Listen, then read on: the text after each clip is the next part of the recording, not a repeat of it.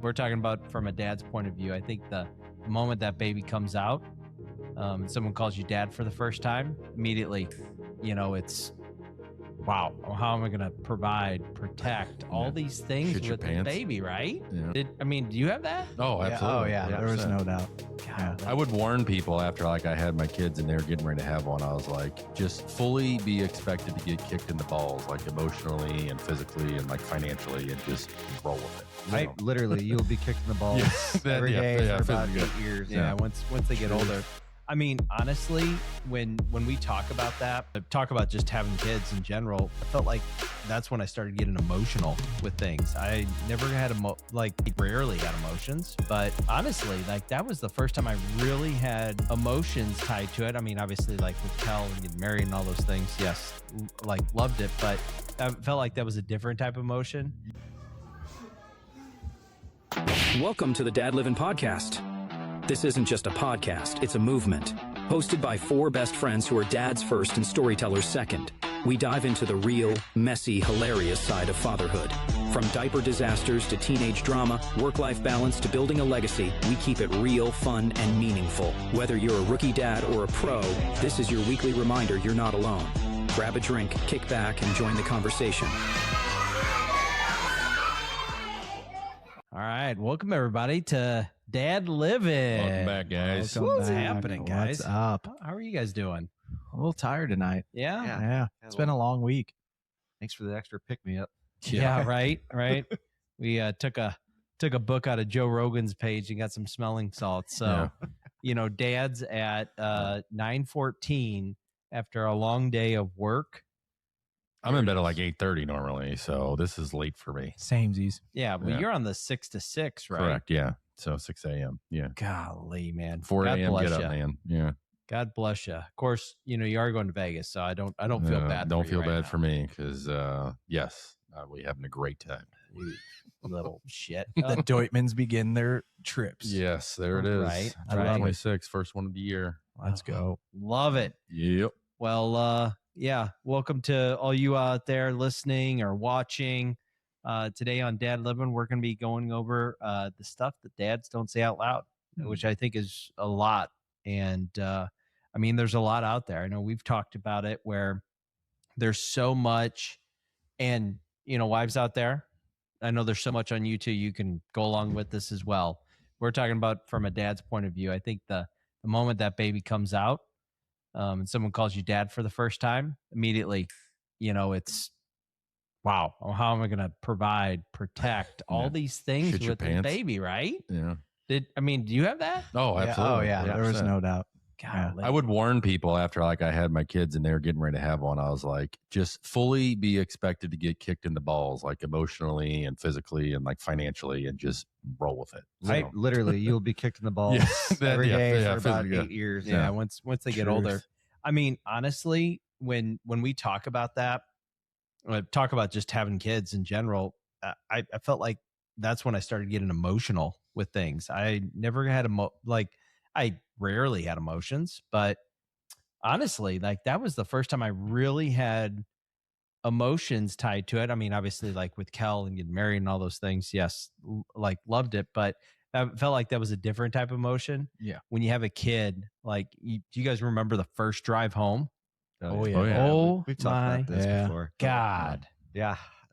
This responsibility is thrust on you and everything changes. You think about Changes. everything differently. Like 100%. It's just Leaving that hospital, you're like, how the hell are they letting me walk out of the door with this baby? I have no idea what I'm doing. right. And then the emotions, man, it's real. I don't know. I'll hear a song. I watch a movie.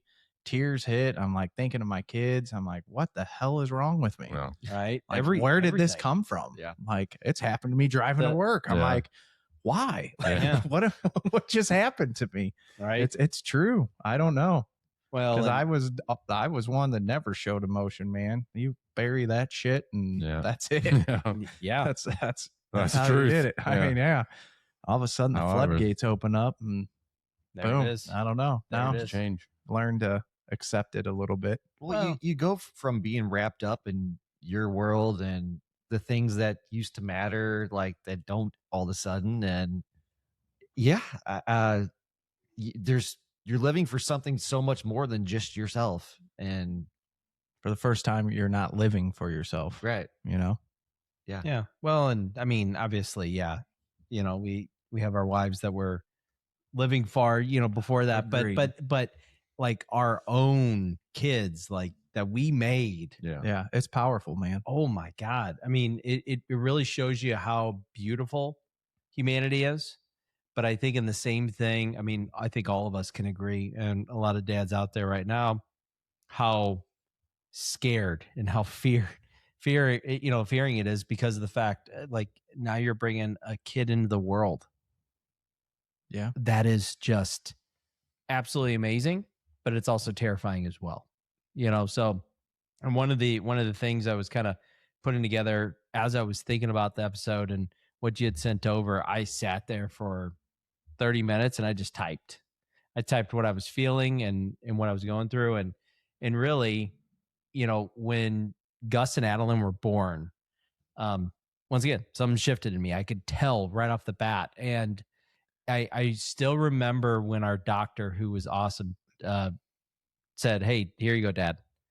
Like, I've never been called dad before, and that caught me right there. I kind of felt it well up a little bit, but then again, like, immediately when they left, and you're sitting there with your wife, and now your kiddo, wow. I mean, it was just that was amazing.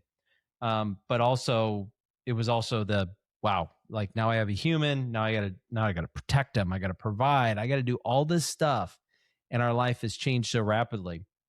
And like, for me, it was always like I never paid attention to news, and then I started paying attention to what was going on and school shootings and all these things, because now I was bringing a kid into that and how I was going to protect them. And I mean, my head just went crazy. Like, it went crazy. And I remember the first week thinking about those things over and over and over and over. And I just kept on, focusing on the positive, and then thinking like, hey, this will go away. But then it never does. I think as dads, we always have to think about those things. And really, I mean, the world is awesome, but it's also scary. And I'm constantly today thinking of ways, like we were just talking about, how are we going to train our kids to be ready for a situation like that? We just booked a trip to Mexico with all the craziness going on down there. Mm-hmm.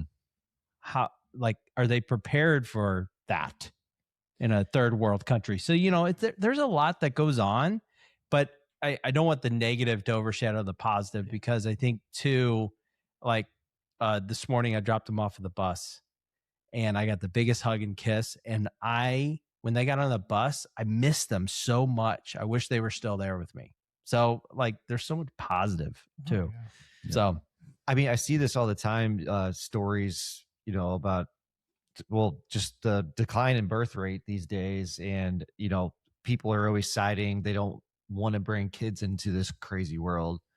And I mean, I get that, but at the same time, like, whether the world's crazy or not, like, we are living in like the most peaceful time worldwide, whether it doesn't feel like that or not. But like, We've never been safer, richer, and happier than we are right now. I mean, Right. just like as humans. we need to have more babies though, man. Yeah. Like, there's we're not going to keep up. I still like part of that though. That's an excuse that people use, I think. Yeah. But the world's there's always been things that are unsafe. It's just the instantaneous ability that we have to get information, and the way that media and things portray the bad. It's just up in front in your face now. Whereas back in the day where we were growing up, you had to wait for the newspaper, or whatever would come on a Friday with all the news, and then you get caught up. It's just that's what I think drives a lot of fear in people, thinking that the world isn't as safe as it used to be. It's there's always been issues. It's just we're more aware and more in tune with what's going on. Mm-hmm. And that's my perspective. I agree with you. There's a lot of peace and happiness that's actually going on. It's just what gets publicized and blasted, in our faces is the things that are going to get people to watch and pay attention. You hear it. Yeah. And you said in a previous episode last season, you said something about, Brody going over a couple streets. You remember when we were kids? It was like, And where we would go with our bikes at I mean, Everywhere. We didn't have that. Like our parents probably had the fear, but it was probably like, I don't think there our it is. parents feared. I think they're No. like, whatever. I don't want to see your face till dinner. But right, you know? but Right. you know, like once again, streetlights, come Yeah. home. I was talking with some coworkers a while back, and we were talking about just like for millennials, and I'll group us in with millennials here. You know, for the biggest thing for us is like school shootings. School shootings didn't happen until 1999 with Columbine. At least they weren't publicized like that. You know, that is something that lives in my head every day, and we hear so much about it, which it's like I don't get how people could harm kids. Yeah, that's- Regardless of anything. So as a dad, it's tough for me to think that. And I know you probably see a lot more than we do Yeah. with that, which I know it's real, I but won't go into details. No. yeah, but at the end of the day, like, yeah, I mean, our back in the day, No. you know, in the 90s, we never had to worry I agree about with you. that, I feel think like. that's when the kids started going to like elementary school. And when I went into it was check one of them out or whatever, the amount of security you have to go through to scan IDs and all of that, that was the first time it hit me where I was like, wow, like this process is way different than what it ever was when I was growing up. And that is one of the things I agree that fears me. And it is sad for our children that those are the things they have to be worried about. Like that one, that's one I agree with you of something that like we might not talk about that does scare me. And I feel bad for my children that that's something that they have to be prepared for. Yeah. Yeah. Well, and I remember I was talking with your wife, who's a school teacher at a middle school, and she was talking about doing active shooter training, which, you know, we had fire drills, we had little things like that. But I mean, once again, just trying to wrap my head around that, you know, it brings it to real life, which is tough. Yeah, So it's a different time, obviously. Yeah. Far cry from, you know, like you said, the fire or tornado drills that we used to do. yeah, So, right. yeah. Right. But, you know, kind of backing up rather than just talking about the fear. I mean, obviously there's a lot of things, dads, just in general, like, and one of the things that you had posted in the very beginning was the providing piece. You know, we talked about that before. I don't think it could be more real. I mean, obviously, like Megan's a stay-at-home mom. You're the sole provider in that case. Thanks for stressing me out. I know, but you know, yeah. that's good to talk about. You guys both have school teachers, Yeah, as I mean, wives, you know, which you know, I mean, we could sit here and talk about how unfair the wages are with that. Still, I think, so you yeah. know, in general, though, it's as you become a parent, whether a father or a mother, the financial worries just amplify more because you're not just worried about yourself. You're worried about providing for your children and giving them the best life that, you know, you hope that you can give them. And I think every parent strives to give their children a better life than what they had, right?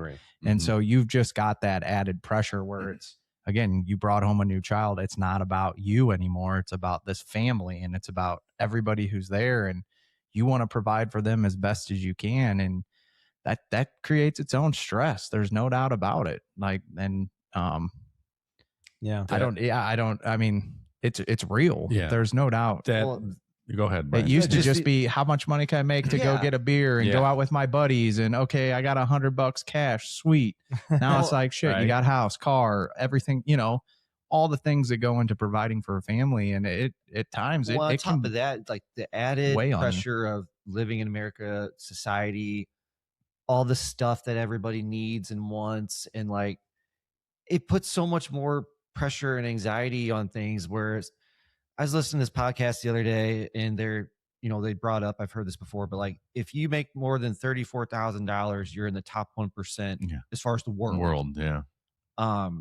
And this guy was telling the story. He was in a third world country and he was getting a tour of the village, and they had nothing.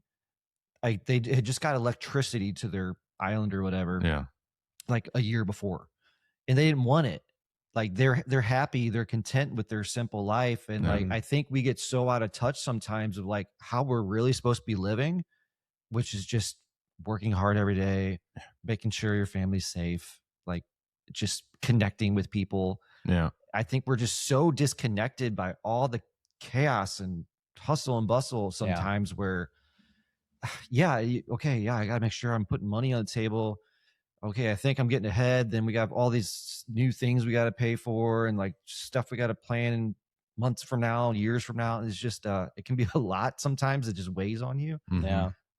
Especially with like what I do. Like I don't have consistent income where like, I'm in real estate. So like money comes in waves sometimes. So it's like, I gotta like project out, like, okay, what's coming in the next 90 days? Like what bills are we got paying coming up? So, while I have time freedom with what I do, it's a different level of stress that like maybe you guys can't relate to. And it's, No. I just got the visualization. You said throw money on the table. I'm like, man, I want to come home with you, man. I can just see Johnny closing on a house being like, money. We're good. No, but I agree. Let me ask you guys this. So, obviously my number one thing in bringing kids is, I guess the thing I think about is obviously a little bit more the fear, but also like, I don't know. I always think of how can I take advantage of the moment? Like that's how I'm always thinking about it with Kel and the kids. If like, I know this sounds morbid, but if I weren't here tomorrow, am I happy with today? Am I happy with that last interaction? Am I happy with those things in a positive way? I don't want to sound morbid, but I think it reframed my mindset and just saying, I want to get the most out of my life. And I'll say it with you guys, like my interactions with you guys, like did was that a great last interaction? And I can't wait for the next time. But if it doesn't come, like, in a very morbid, positive way, I guess you could say, like, I want to be happy with that. Like giving my kids extra kisses, spending the time with them when I know they're like, those are always like little things weighing on my head.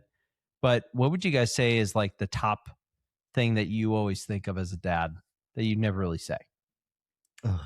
Top. I say, well, I guess I don't say it, but I say it to my kids, like, because my kids, because I go to work at like weird times. So it's like, why do you have to go do that? Like, why do you have to be gone? And it's like, because that's my job. Like, not job like as and I'm going to work. Like, that's my job as a father. Like, I have to go to work to provide for you guys so you can do the things that you want to do and have a good life. And, we have this nice house and all these things. So, I try not to keep that a secret to them, especially to my son, because I want my son to understand. It's like, hey, it's like our job as a man to like, provide for our families and stuff. You see me do this. You see me go to work, even when I'm dead tired, even when I really don't want to do it, even maybe when I'm sick, like I have to go because that's my job as the provider. So that's something that I do say to him quite a bit. I try to get that point across at least, because I want him to understand that it's important. Yeah. Love it. Yeah. Love it. Man, I feel like I had a lesson with Brody. I came from basketball practice before this, and I had to get on him in front of the team, and he was kind of loafing around. And on the drive home, I'm like, "Hey, man, like, when you show up, like, you got to give your effort, no matter what you're doing. I know this was practice tonight, but we practice like we're going to play the game, and you should apply that to everything in life. Like, whatever you're doing, give it your all, and I think that's a really important quality and trait that's being lost along this generation that's coming up, and people just getting by, doing the bare minimum, collecting paycheck, and like path of least resistance. Yes. Yeah. And like, dude, if you want to like stand out in the future, like I think that's something that's going to be huge. So, yeah, that's something recent that just came up in my life. So. Yeah. Yeah. Trying to think, great. Similar to you, Deutman, it just happened today, along the work related, but school, sometimes everybody wakes up, everybody's moping around. Yeah. They don't want to go to school. They don't want to do this. I've been just today was trying to relate to them. Like, kids, I feel the same as you. Like, I'm really tired today and I don't want to go to work either. I know you don't want to go to school, but there's some things we just have to do. And those things are part of life. And, it's just part of the ways of being who you are. Right. Yeah. Like, I don't know. It's along those lines, trying to teach Yeah. them and relate to them, the same thing. Like, you've got to work, you've got to put in the effort. Sometimes you don't want to, but it's going to pay off at the end. And that just happened. I think it was this morning. I don't know. This week's been a blur for me. But it was along those same lines. It's just what's happened recently. Yeah. I'm trying to, what are some of the things that I wish I said more? I don't know. I think I'm still a person who doesn't express a whole lot of emotions. And we've talked about that. Like, it's okay. I mean, I mentioned it just a little bit ago. You bury that shit, right? I think that's something that I want to make sure that especially my boys know is okay, because I think we're in a different world where obviously you should be able to express those things. And I probably need to do a better job of communicating that. When we're having situations where the kids are crying or whatever, I try to get down on their level and figure out what's going on and talk to them about it. But, I don't know if they've probably reflected too much and have seen me in an emotional state outside of being angry because of whatever's going on. But, the other emotions are okay as well. And I think that's something that I want to make sure that they know they can do, because I think that provides a level of psychological safety for them too around us to be who they are and be able to express what they need to, and continue to come to us and share in the long run. So probably something that I would say I'm not doing now that I would like to reframe and try to focus on as we go forward, especially as the kids get older and things start getting a little harder, and people, they start understanding more of their feelings and being more aware of the situations around them. So Yeah. I think that's what I would like to start doing more. Yeah. Yeah. Well, and I like that too, especially as we're talking about all these things, like showing the strength and the hard work and the dedication and putting it in, but then also the vulnerabilities. Like, it's okay to talk about these things because, well, at the end of the day, if you internalize that, it's going to eat the shit out of you and it's going to suck. Like, and it's going to build up, and who knows, like, you don't want that to happen. So talk about it. And that's where it's like, yeah, I think in so many cases for dads, especially out there listening, just internalizing it, not good. It's so instinctual to do that, though. Oh, it is. Yeah. Well, I mean, for men, like, look at all of our we were dads. just talking earlier about, some other things and how, like, if something's going on with me, it's like, I just keep moving. I stay busy, and you just kind of deflect from it. Keep your mind off of it. You move on to the next thing and kind of bury it. Yeah. Right. It's probably not the best thing to be doing for myself. We've talked about that, your health and how that builds up, and, how that can cause mental illness. But that's how I've learned to cope. You find different outlets, but I was reading a thread earlier today in this men's Facebook group, and it was this guy made this post that was very alpha energy. It was like, he's like, F your mood, work more. Like, if you're tired, work more. Just like seems very counterintuitive. healthy mental health, that wasn't me, was it? No, but like everybody, I would never push him. No. like 90% of the people commenting are like, dude, you were way off. Like, this is not healthy advice. Like, but this is just what men have been told and passed down through generations, Yeah. And well, and I think it applies, like, if you talk about like recently USA men's hockey won the gold medal. You were thinking about this. I think it applies, like, when you talk about sports. I watched Miracle the night before that game, and that first off, Kurt Russell playing killed it. Brooks was amazing. Killed it. When he's talking to it wasn't a Ruzioni, it was one of the guys. Why am I blanking what player? But he got like a bone Callahan or contusion. Callahan, it was one of the guys, and he came in and was like, playing like a bunch of pansies, like, suck it up. You're playing with a bruise, like, or you're sitting because of bruise. I think in some cases, like, you have to fight through. Sometimes you're tired. You have to provide. You have to do those things, but like we've talked about with stress and anxiety and all those things, like, when do you feel like you're burnt out and all these signs? Know those limits. Like, it's okay to kind of work through some stuff, or put your mind to it, but just make sure you take a step back and get to a place where you feel good, and I think in this case, like when we talk about our kids, when we talk about our wives, like don't block them out. I feel like guys like that, like you were just talking about in that thread, they're like, fuck this, like, oh, blah, blah, blah. They're those guys that block everyone out and get divorced and have these things. I'm not saying all the cases out there, but like doesn't lead to a good path. A lot of them like probably do. apply that to working out, apply that to putting in the hard work or dedication. If you play sports, apply it to that. But don't apply it to your life every day. I mean, I do think keeping yourself busy to a degree, like if you're burnt out and you are stressed to the gills, and the best thing you probably do is change your physical state. Yeah. Get, like last Friday, I was running on like 2 hours of sleep, shitty day. I felt like shit. And I'm like, all right, I'm just going to shut down tonight, go to bed early, woke up, went to the gym, did the sauna, just like total 180. And, and I needed that.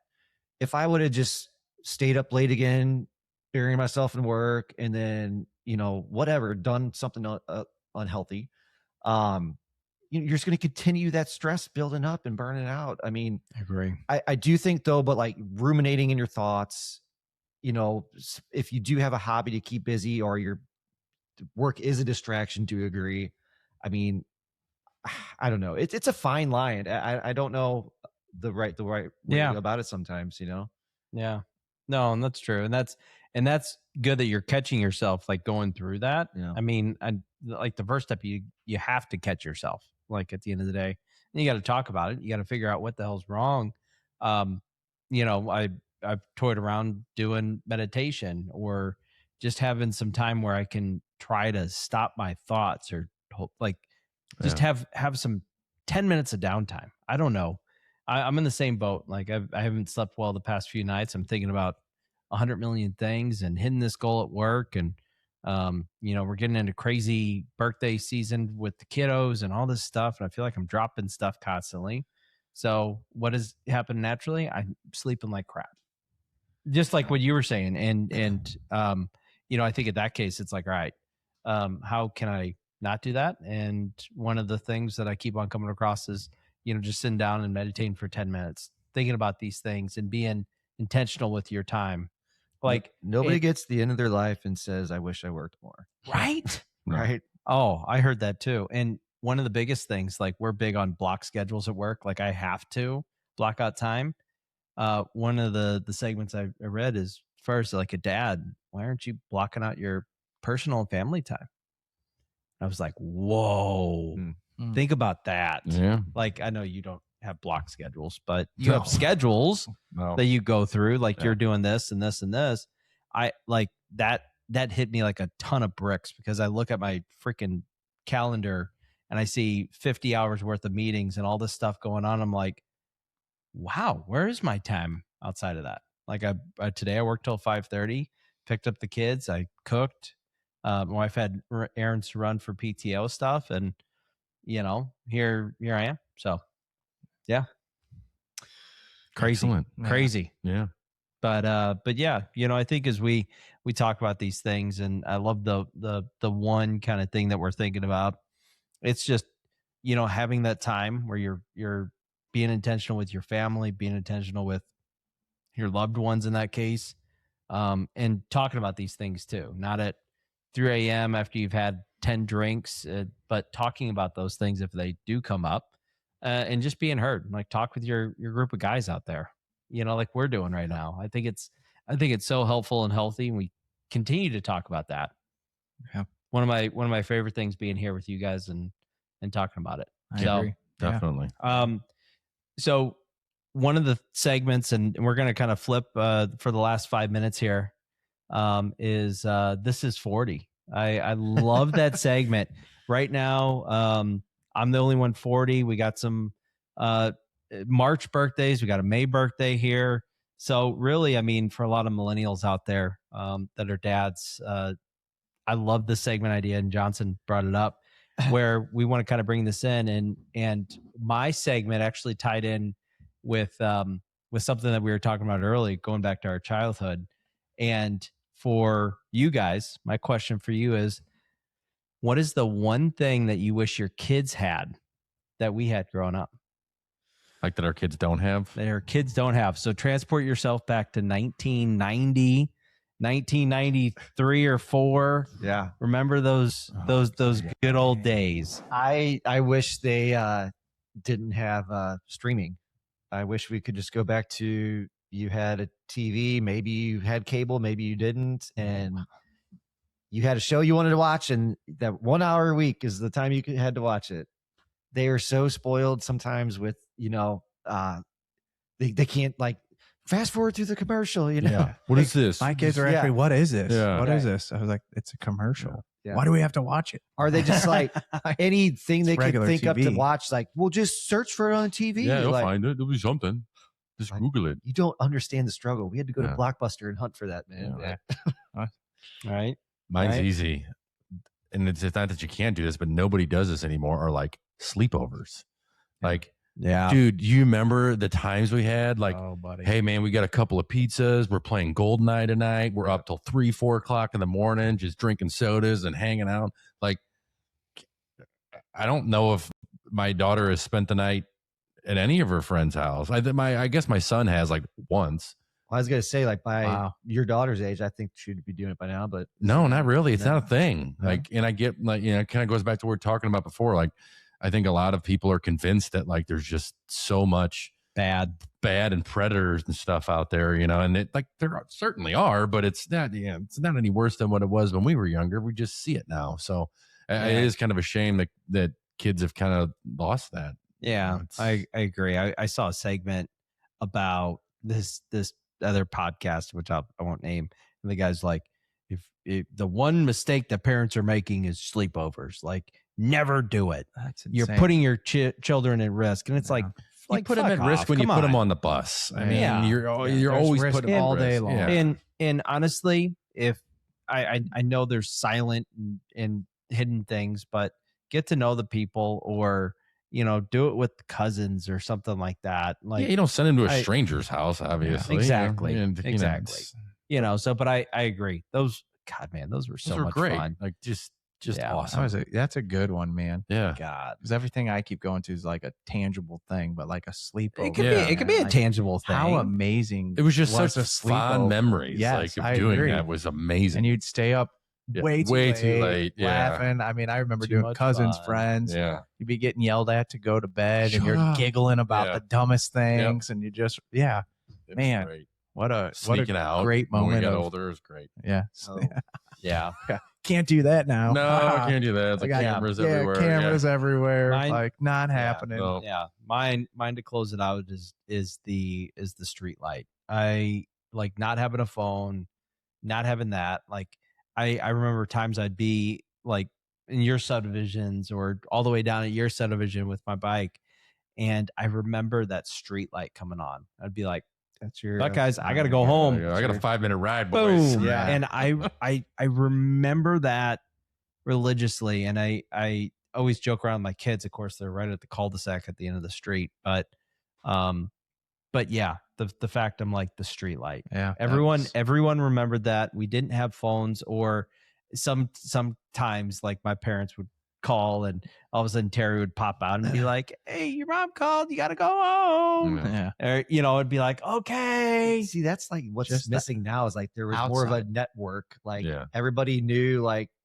how to get a hold of Deutmans, Yeah. or Yeah. moms talk to each other more. I feel like, and it's funny. The last time we got together for this, I dropped Brody off at my mom's house. They still live nearby here, and we all grew up on the same road. So I was pointing out, like, well, there's Doug's street now, but he used to live over here on this street, and Mike lived over that on the street, and Brian was down there a little bit. Yeah. Like, you've known each other that long? Like, yeah, we used to ride bikes to each other's Yeah. houses. He's like, what? Your mom would Grammy let you ride your bike all the way there? Yeah. That's strange. And further. Yeah. Yeah. Man, Oh we man. go all over the place. Grammy Yeah. didn't He'd know just- where we rode our bikes. He'd Big just time. be Just gone all say. day. Like the outside play, man. Like just That- being that- outside yeah. and figuring it out. Just That's- doing stuff, being connected out Yeah. there, building Yeah. forts, like just Yeah. being in the middle of the woods doing stupid shit. Yeah. That's how we learn so much through that. Yeah. And now you just don't see it outside. Like you don't see kids playing outside, doing that kind of No. stuff. And maybe it's different in different areas, and that is happening. But man, I wish, and my kids are still young, so maybe we'll get to that point. But like, just go out and I'll see you at some point. Like, go explore, have some fun. Yeah. I think that's missing a lot in today's world. Yeah. We'll try to get the kids out. Like, they'll go up to the street up top or go down here and it's like, go have fun. And they've been pushing it a little bit more, which is cool. But yeah, I agree. I mean, there are a few of the older kids that are out, but all their kids their age, like, never out, which is just crazy. So, but that's just that. I thought it was a cool little segment because, I mean, as we get older, times change. And I love that we mentioned that, because that was what I picked out before. But just a little fun segment, and for you out there thinking, if you're in your 30s or in your 40s or 50s, like, just think back of how different your kids are growing up right now and how much has changed, especially for us millennials, that we've kind of lived both sides of the coin, both without any streaming or internet or anything like that to now having it. It drives me bonkers, man. It drives me bonkers. So, but yeah, no, we should keep that segment going here. For the year, that'd be a good one. I love it's it. the year of 40 for all of us. So You're 40. You're good idea, Johnny. Good idea. I like it. So, but yeah, for those of you out there, hopefully you enjoyed the segment and the show today. And I think, at the end of the day, when we talk about this, the quiet things that no one ever, any dad ever says, just be mindful of communicating, being out there and talking. It's a big focus of us on the show. We're doing it every day, and just reach out to your friends, your family, your parents, if they're still alive, all those things, and just talk. So, and as always, if you like this, drop a comment below on just, what you kind of keep quiet. We'd love to talk about it with you. And obviously visit us online at Dad Livin, LIVIN.com, and follow us on YouTube, TikTok, Facebook, Instagram. And now we are streaming on over 10 platforms. I added a bunch of different platforms to the mix, so you can find us even. Yeah, what's the one I never heard of? Was it Deezer? Deezer, yeah, Deezer. Anybody out there on Deezer? Hit us up. Never heard of it. Hit us up. Visit us on the website and check out some cool content and some cool things. So yeah, awesome, cool, awesome, good stuff. Till next time. All right, see y'all. Have a good day.